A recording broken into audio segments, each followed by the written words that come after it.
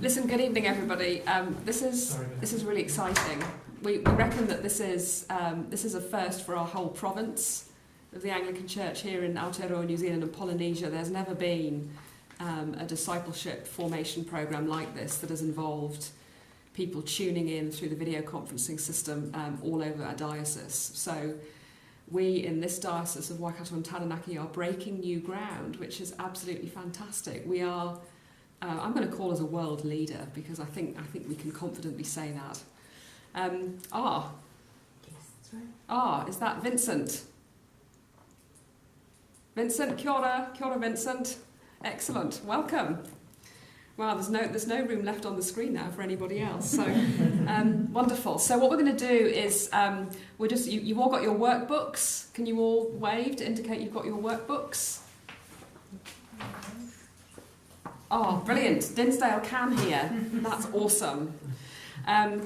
Behind me, you can see the LiFT bags that have arrived today. So they will be winging their way to your centre shortly. So next week, you'll all have your LiFT bags that you can keep everything in, which is brilliant.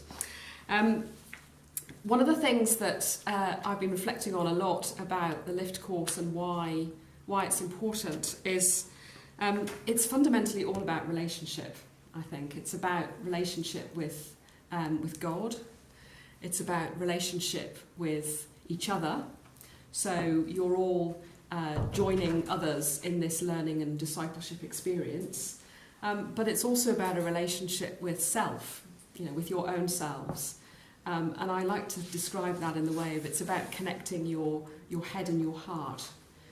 In your heart, you are disciples, and you always have been, and you have a sense of faith and belief. But it's important when we're doing our journey of discipleship to think and to use our God-given talents of intellect and reflection in order to help the heart flourish. And so it's my hope and prayer that during this LiFT course we will have that opportunity to connect the head and the heart, to deepen our relationship with God and to deepen our relationship with each other. A key part of that is learning with other people. So, Vincent, I'm aware that you're on your own, I think. So there are going to be some points in this evening and in our sessions when we're going to be breaking into local groups. So I hope you don't feel too isolated in that you'll be able to just take some time and reflect yourself. Okay, I think that's Morrinsville. Is that Morrinsville? Yeah. Welcome, Morrinsville.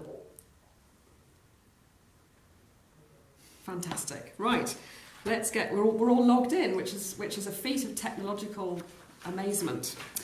As I was saying, one of the most important things about LiFT is that we learn together in the company of one another, and a number of you will probably know one another already in your local context, but also you might not. So we're just going to spend a bit of time now getting to know one another, and we're also going to spend a bit of time thinking about learning and the process of learning and how that works and how that doesn't work for us because we're all different. So I'm going to ask you now to, in your local groups with your local facilitators, this section is going to take about 15 minutes. If you follow the workbook through on pages 5, 6 and 7, I ask you to do the exercise to get to know one another in your local group, and then to do the exercise and think about different learning styles and what works for you. Okay, so I will check back with you again in about 15 minutes. Okay, over to you.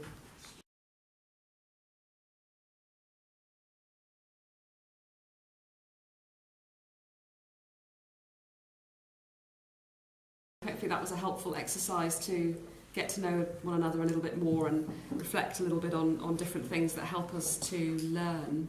I'm going to talk a little bit now about block 1 of LiFT. LiFT is made up of a number of teaching blocks, and you've got the workbooks, the two workbooks that cover Block 1. So I'm going to talk briefly about the structure behind Block 1. And I also want to say something about the rule of life, which hopefully you've all got a copy of that too, which is an important part of the LiFT journey. So this block that we're working our way through now, obviously tonight we're doing some introductory stuff. We're starting off by thinking about ourselves, about how we learn, about what it means to be a disciple, because that's quite important, and then touching base a little bit about who is Jesus, which is probably a good place to start a discipleship course, actually, thinking about who Jesus is. Then we're going to be moving on to thinking about prayer and why that's important. And then we've got a few weeks looking at the Bible.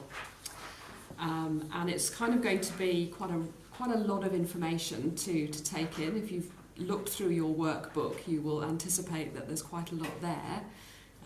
But by starting with the core things of discipleship, Jesus, prayer, Bible, we're kind of getting into some of the really core elements of what it means to be Christian, and what it means for us to be on this journey.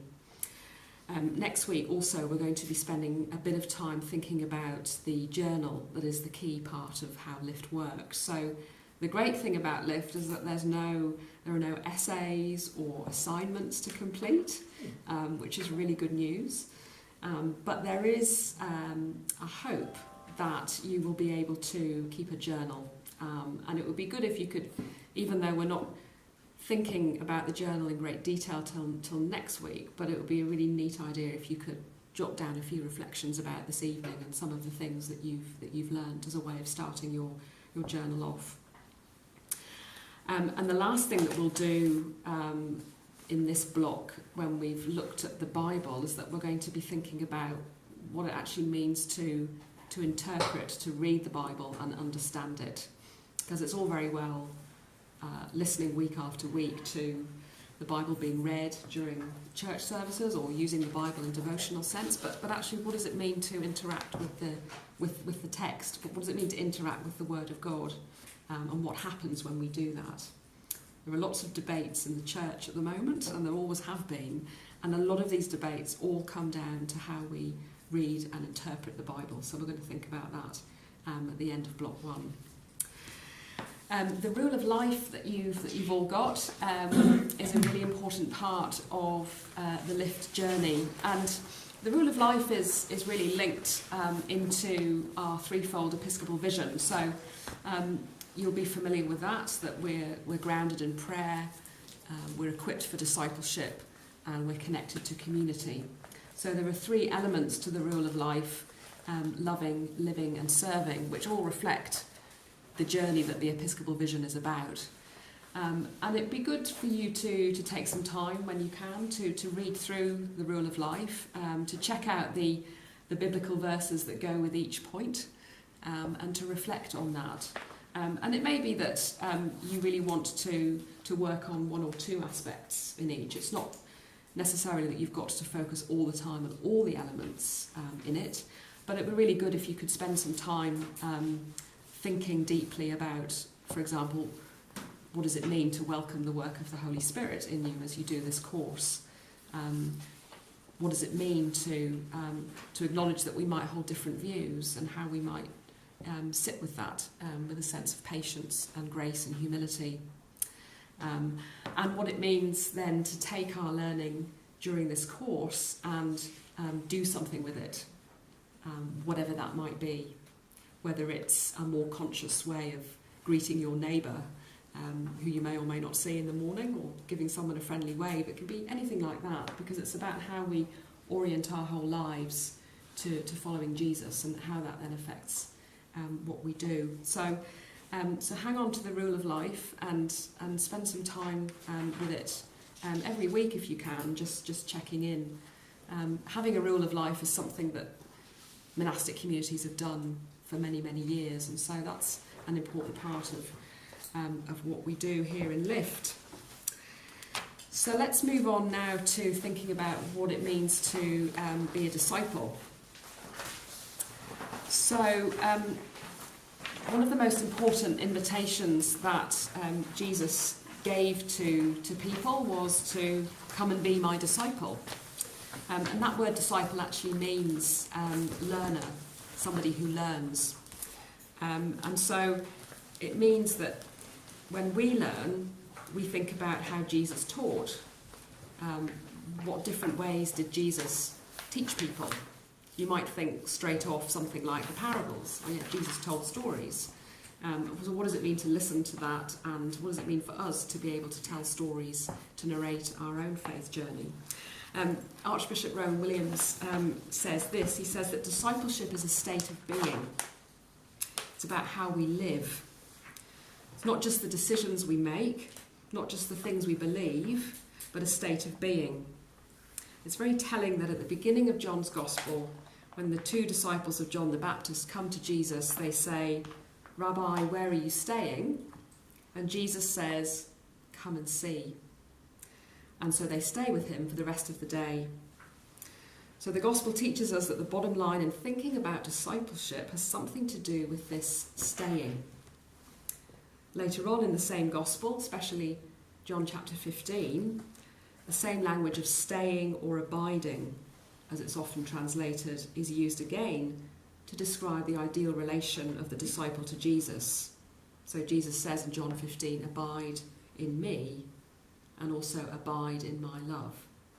So there's something important in there about staying and abiding. There are several things that are important to note here. Discipleship is about all of who we are, not just what we do or what we say, but who and how we are. Discipleship, as I said right at the beginning, is about relationship. So if we choose to stay with Jesus, we begin to notice things about ourselves and about our environment.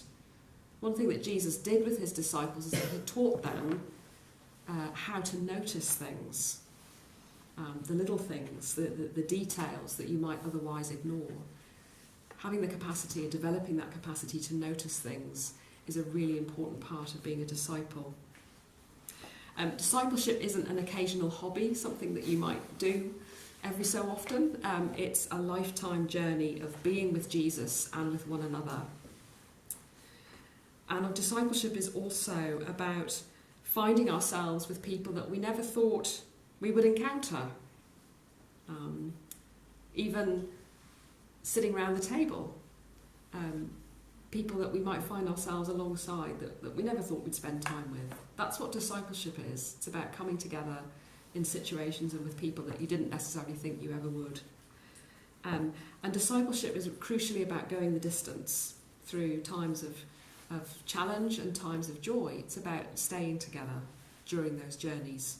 And that can be a challenge as well as an opportunity. So all of these elements are really important aspects of what it means to be a disciple. So spend a few minutes in your local groups thinking about those points, and just briefly, if you can, is there any one of those points that really stands out for you as being something that surprises you, or something that you think, yes, that's really important? Okay, so I'll check in with you again in a few minutes.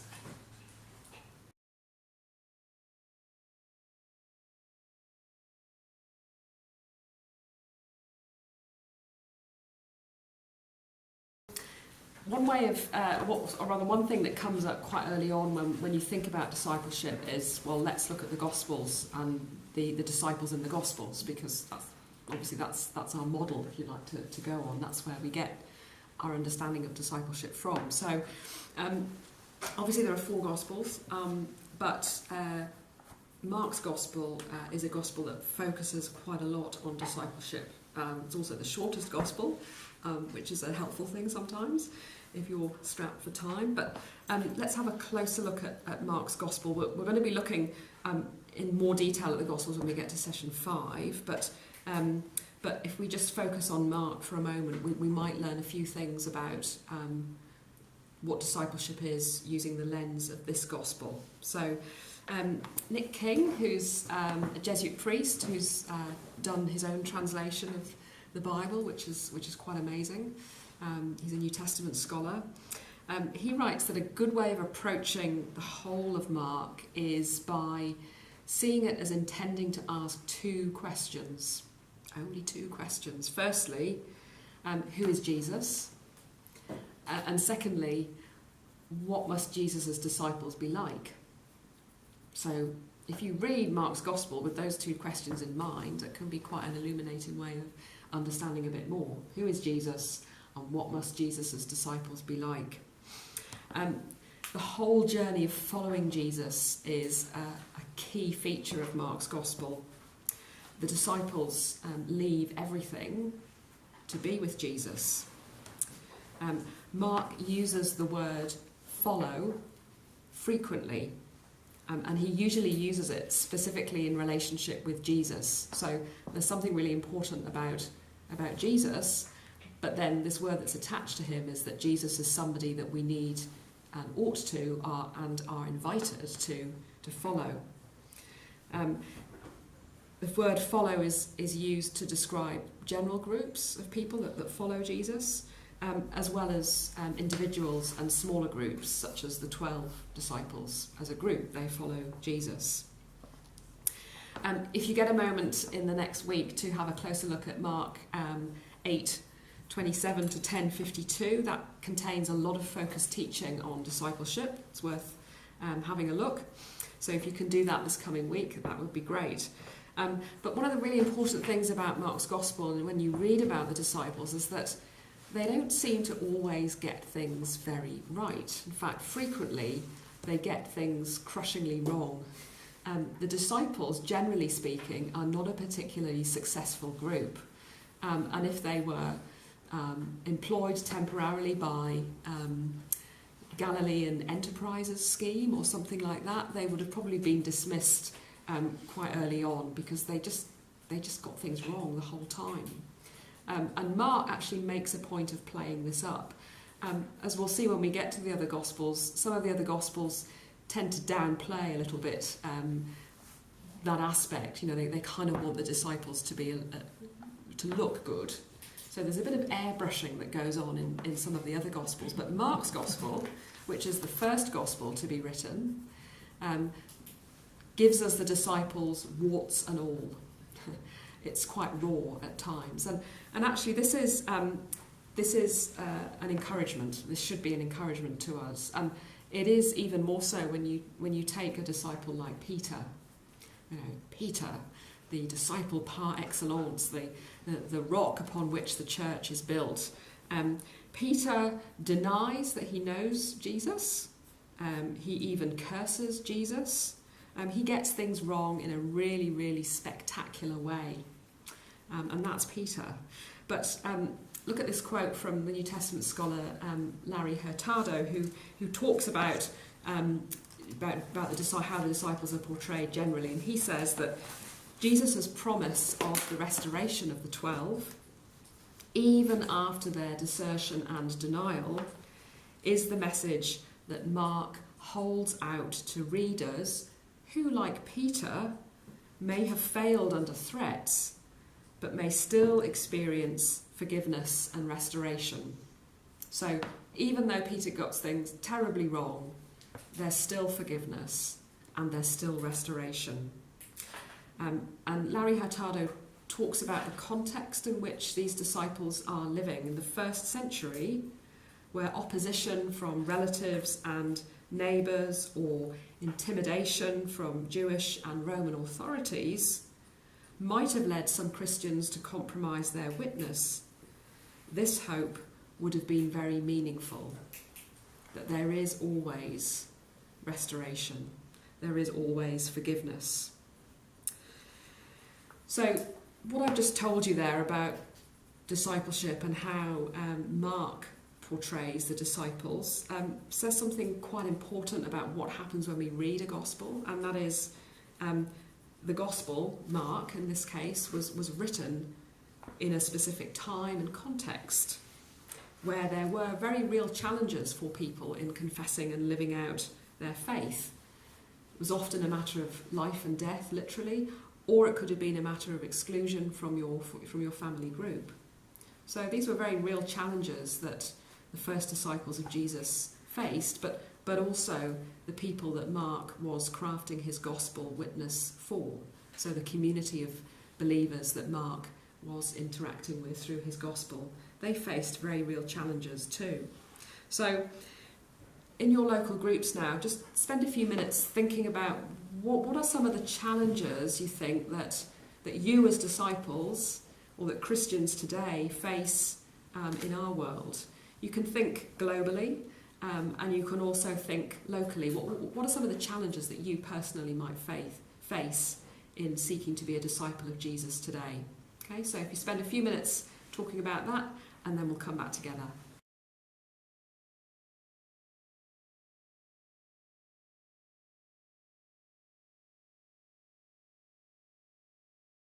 Again, everybody.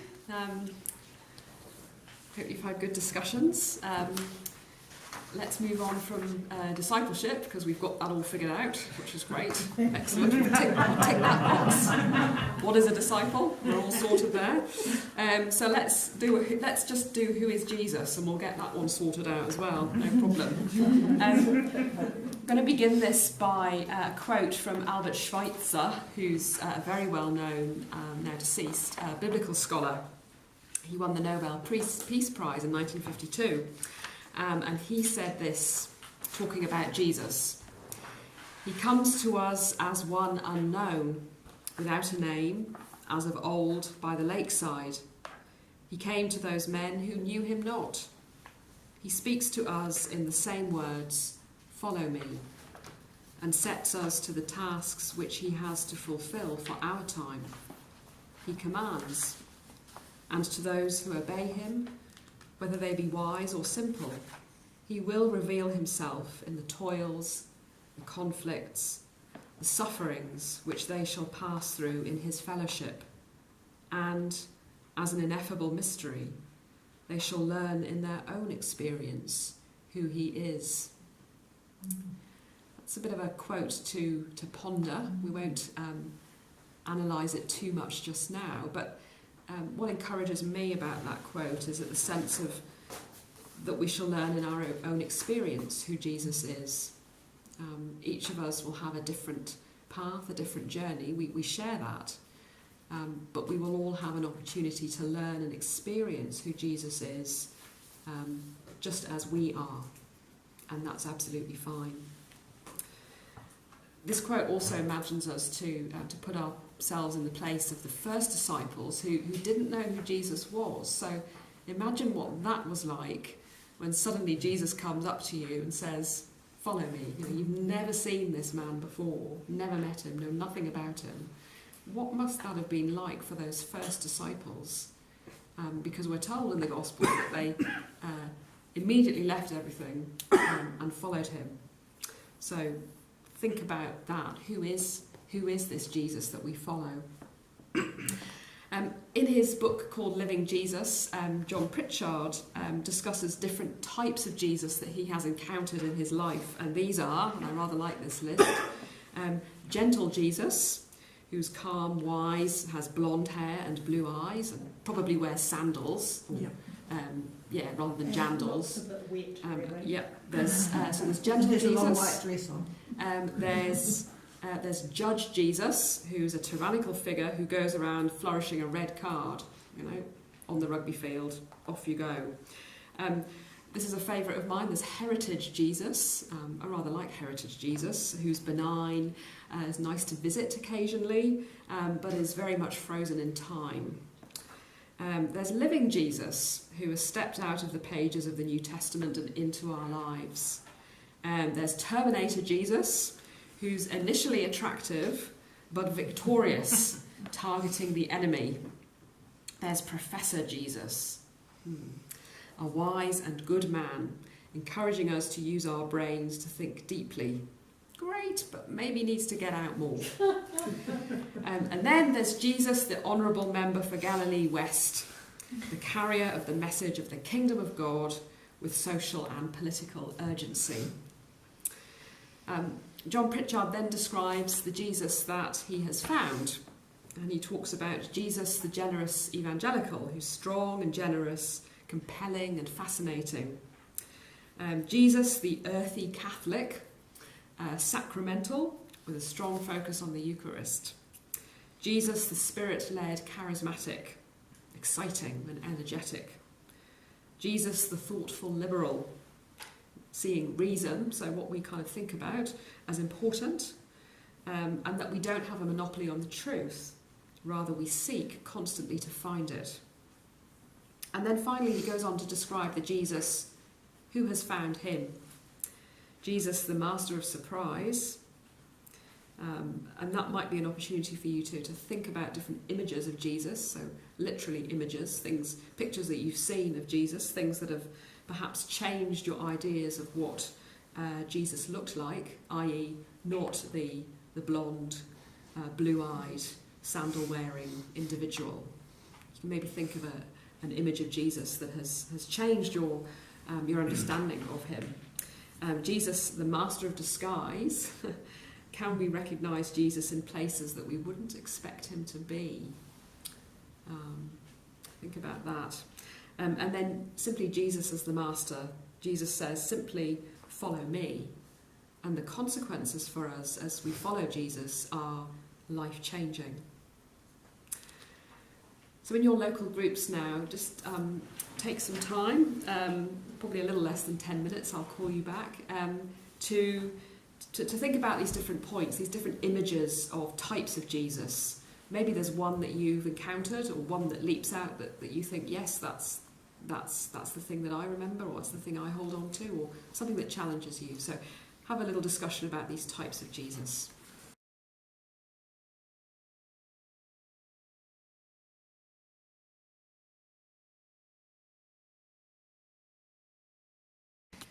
I'm going to think now a little bit about what I'm giving you is what I'm calling a case study. So it's a kind of, this is not an attempt to try and describe everything about Jesus, but it gives you a window into a world of people that have tried to think and understand who Jesus is. And it's, broadly speaking, it's called The Quest for the Historical Jesus, which sounds very grand. And you might wonder, gosh, what happens when we find him? Will there be a pot of gold at the end of the rainbow?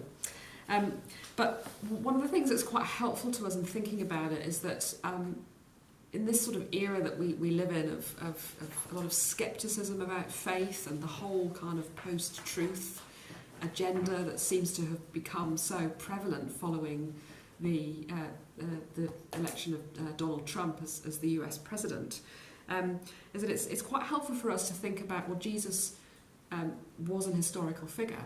He lived in a certain time, in a certain place. And we have that sense of Jesus as living as a historical figure, and of course, obviously for us as Christians, living still. But basically, way back in a certain part of the world, in the 17th and 18th centuries, there was a thing started called the quest for the historical Jesus. And the context for that really is that during this time, this is a very kind of broad brushstroke about the Enlightenment in a couple of sentences, but basically during that time, a lot of people were questioning elements of tradition. And this is particularly in 17th and 18th century Europe, where there were a lot of political turbulent things going on. A lot of people were questioning ideas, and there were lots of influential movements, and including things called deism and rationalism. And they were all really broadly aimed at kind of rejecting God. We don't need God, thank you very much, to work things out. Now, interestingly, I think there's a bit of a parallel to the kind of age that we find ourselves in now. That, well, we don't need God. That's just a silly thing. So there's a bit of a parallel, I think, in our lives too to this, which is quite interesting. And these movements initially kind of started off trying to think of Jesus as a bit of a failed prophet. That's how they described him. So an example of this is a book by a man called Herman Samuel Reimarus in the late 18th century. And he was the first to kind of open up this gap between the Jesus of history, so Jesus as an historical figure, and the Christ of faith, that is the Jesus that's confessed by the church. And this kind of gap is something that's sort of remained ever since to different degrees. Sometimes people are able to reconcile the fact that Jesus lived in a particular time, in a particular place, with a sense of abiding faith in who Jesus is. Other people just aren't able to do that. You know, Jesus was alive, dead, that's it. He didn't really do very well, did he? So there's a kind of separation there. But basically, Albert Schweitzer, who's a character that we've already encountered right at the beginning of this little bit, he made the point that many attempts to kind of capture Jesus as an historical figure, so describe who he was, pretty much reflected the interests and the priorities of the people doing the work in the first place. So he talked about looking in a pool of water, and when you look in a pool of water, what do you see? Yourself. So a lot of these early attempts to try and describe who Jesus is end up just being mirror images of ourselves. In more recent years, so moving up to contemporary scholarship, there are two groups that have tried to grapple with this idea of who Jesus was. Firstly, we've got a group called the Jesus Seminar, good sounding group, who are a group of mainly North American scholars who they get together and they basically vote with coloured balls on particular gospel stories to decide whether or not they represent Jesus' authentic words or not. So everything from grey, which is like probably not, through to red, which is, yeah. Some of you might have seen Bibles that have got text in red. There are those Bibles around. They're kind of generated by the Jesus Seminar people that we think that, yes, those are definitely the authentic words of Jesus.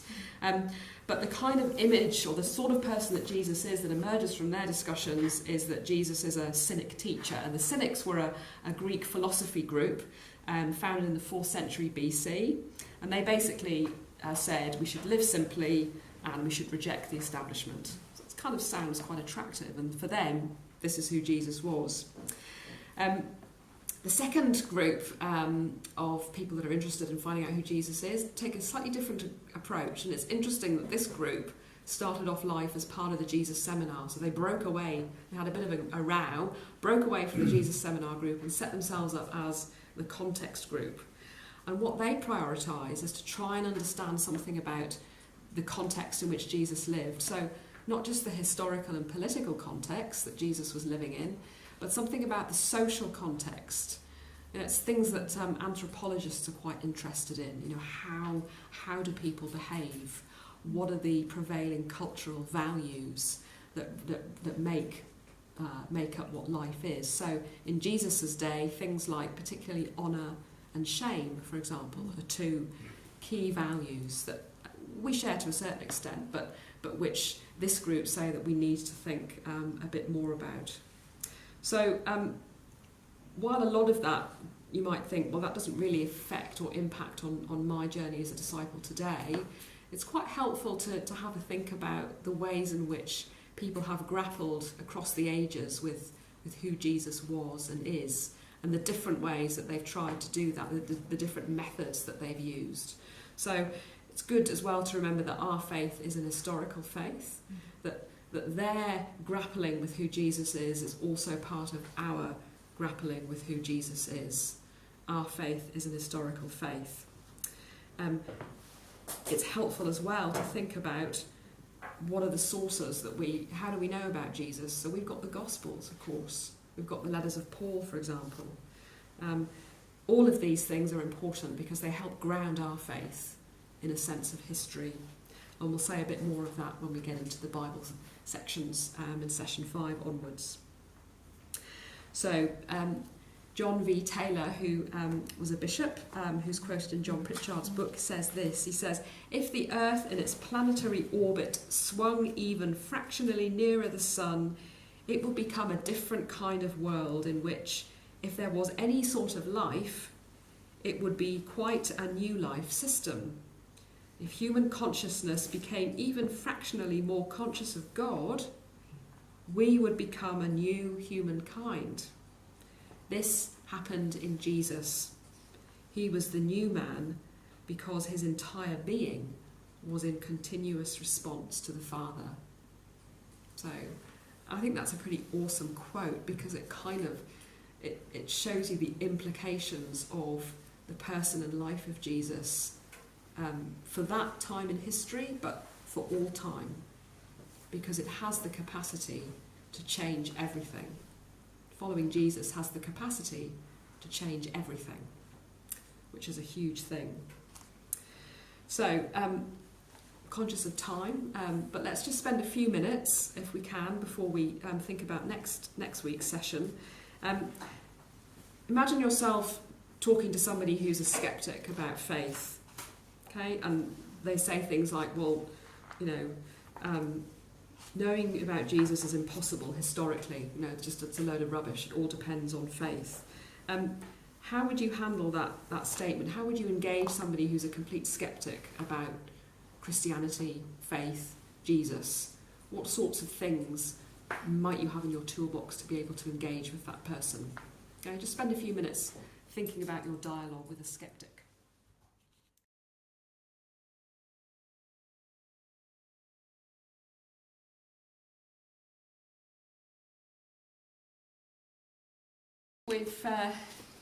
We've pretty much reached the end of session 1, which is amazing. So hopefully you've had some good conversations and good discussions tonight to get to know one another in the group, which will be the start of things to come in the future sessions. So thinking ahead to next week's session, so if you look back at the material that we've covered this evening in your workbook, and there are a few places in there where there's a little box with a text that says points to ponder. So you might want to go back to those points to ponder and spend just a bit of time working through that. If you are able to make a start in your journal too, that would be excellent, but I'll say more about that in next week's session. You'll all have a copy of the John Pritchard book, which is the kind of core text that we're using through the course, Living Faithfully. So for next week, just to help you, if you have a look at pages 103 to 109, think about that, which is all about being attentive to God. So as we begin to think about the journey of this course and also about the journey through journaling, the discipline of being attentive to God is really important, and John Pritchard said a little bit about that in those pages. So have a look at that. And at the end of each session there'll be a little prayer meditation from Stephen Cherry, who's got a wonderful book of prayers and meditations called Barefoot Prayers. So there'll be a prayer from his book every week. So thanks all for tuning in. I think we've had technological success, more or less, this week. So Stephen will be checking in with you during the week. I ask you now, if you can, to in your local groups to say night prayer together. And I'll look forward to seeing you all again next week. So goodbye, Tokoroa. Goodbye, Taumaranui. Goodbye, Waihi. Goodbye, Dinsdale. Yay, excellent, awesome, kia ora. And goodbye, New Plymouth. Excellent, and I'm going to pan out so you can see that there are people here with me. It's a goodbye from us. And goodbye, Vincent. Ka kite. And Morrinsville. Goodbye, Morrinsville. Hello and goodbye, Morrinsville. You're doing a great job of panning the camera around there. Awesome. All right, everybody. See you all next week. Enjoy night prayer.